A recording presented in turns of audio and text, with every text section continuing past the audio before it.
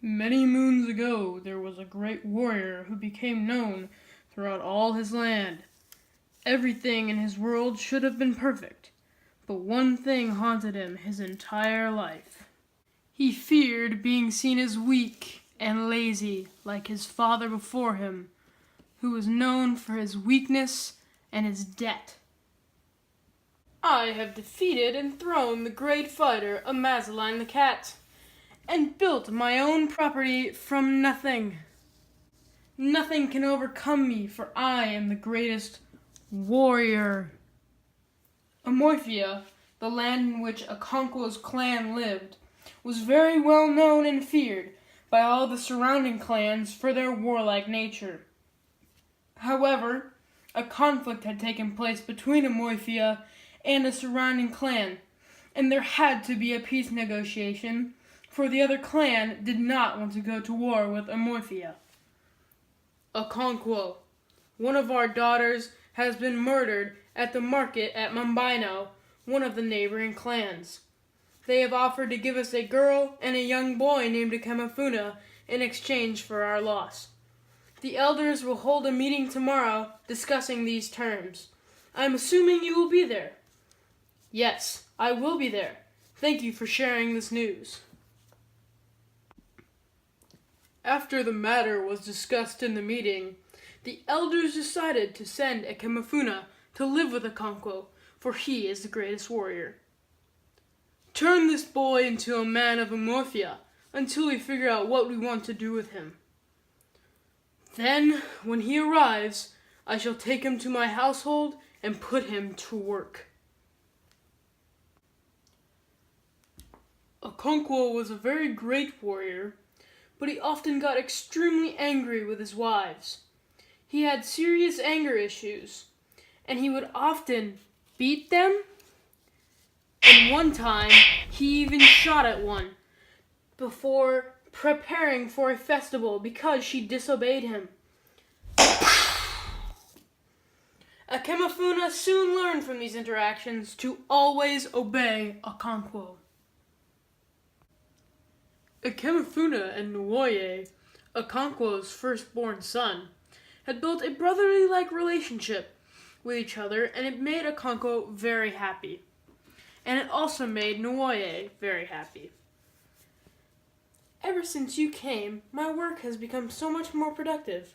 So productive that Okonkwo has made complimentary remarks about my new increased work ethic. I am sure this is a direct reflection on what a positive effect you've had on me.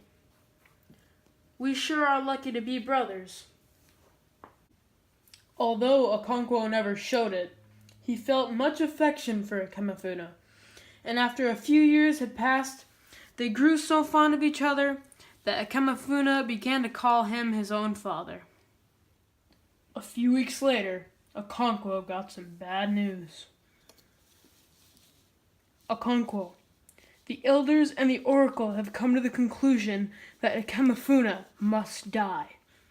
You knew this was a possibility, considering he came from another clan. I understand you have taken him as your own son. If you do not think you are strong enough to do this, you may stay home, but we must take him now.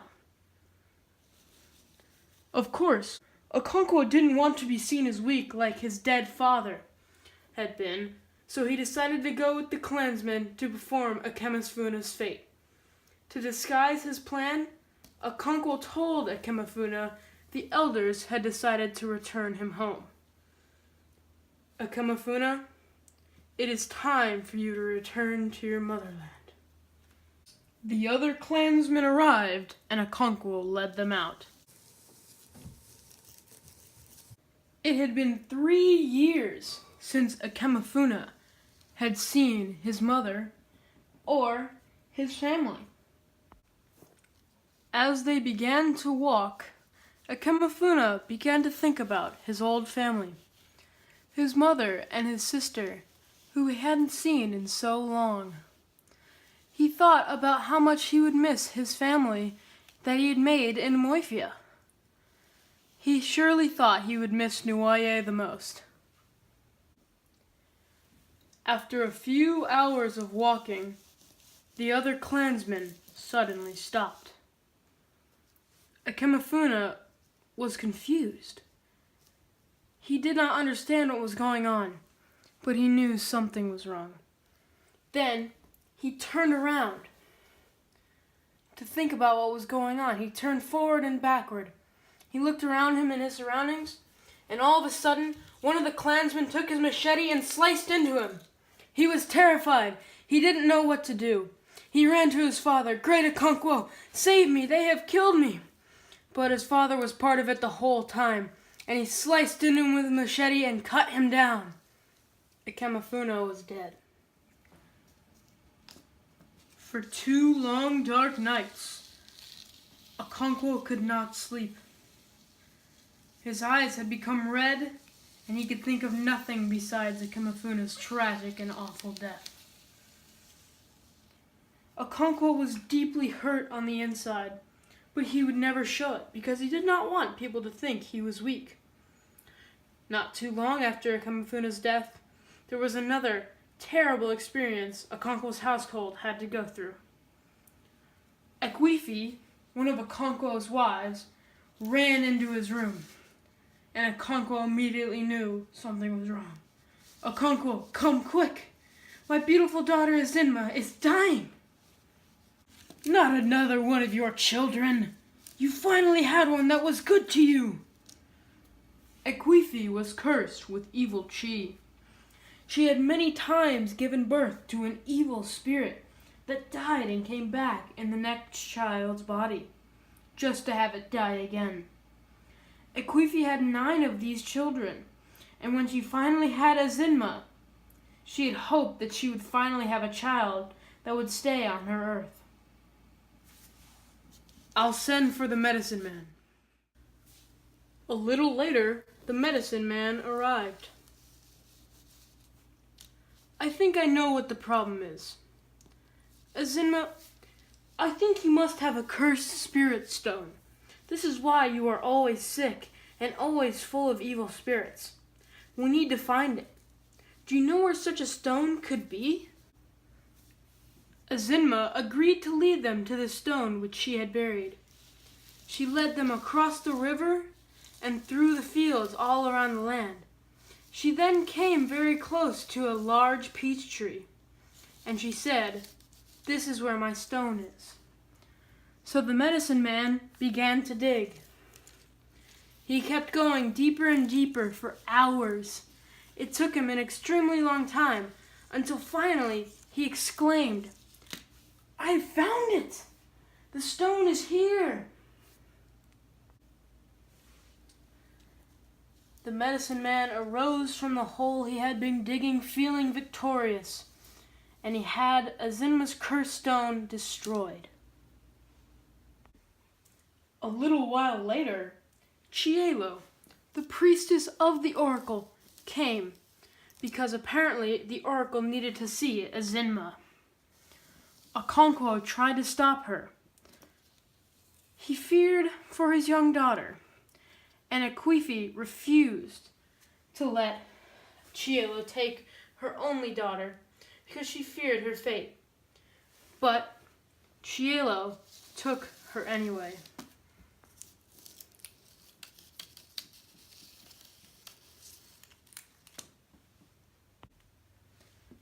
"I cannot just do nothing. I have to follow her." Ekwefi slowly followed behind Chielo all throughout the night. Chielo took Ezinma all across the lands, but Ekwefi stayed persistent and kept following her. By the time they reached the cave of the oracle, Ekwefi was extremely tired. She decided she would have to wait on top of the cave for Ezinma to come out. Okonkwo came later to support his wife, and in the hopes that his daughter would come out safe. A little before dawn, Chielo came out with Ezinma. She saw Ekwefi and Okonkwo, but she made no notice, and she left Ezinma with them. Ezinma was completely fine, Yet something still seemed off. I am sad to announce that Eboifi Ezugo has died. There will be a funeral tomorrow. Everyone is invited. There shall be firing of guns and celebration in the loss of our great warrior.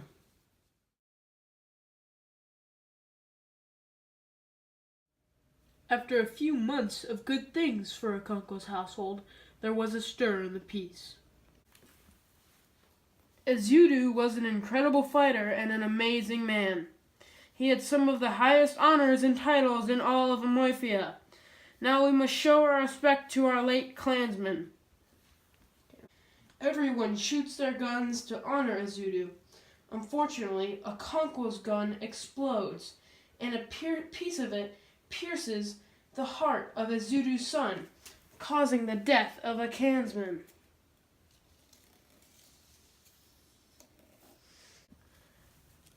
Okonkwo, you have committed a great crime against your clan and your people. You must leave us immediately and rid this land of your destruction. You may not return for 7 years.